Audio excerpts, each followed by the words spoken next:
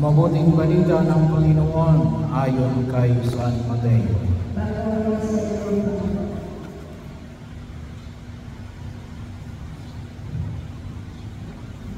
Noong panahon yun, sinabi ni Jesus sa kanyang mga apostol, "Tumayo kayo at ipangaraw ninyong malapit ng mag-ari ang Diyos.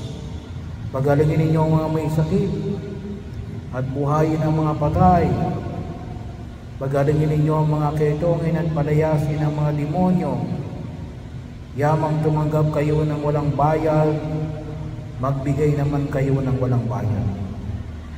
Huwag kayong magdala ng salapi, maging ginto, tila o tanso sa inyong mga lunggutan.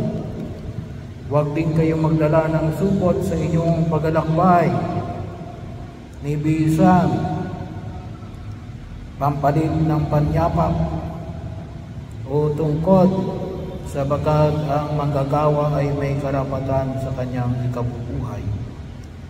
At saan mang bayan o nayon kayo dumating, humanap kayo ng taong karapat-dapat pakinabayan, pakituluyan, at manatili kayo roon habang kayo nasa lugar na iyon. Pagpasok ninyo sa bahay, sabihin ninyo, maghari nawa ang kapayapaan sa bahay na ito. Kung karapat-dapat ang mga tao sa bahay na iyon, panatilihin ninyo sa kanila ang inyong bagay. Ngunit kung hindi, bawiin ninyo ito." Ang mabuting balita ng Panginoon.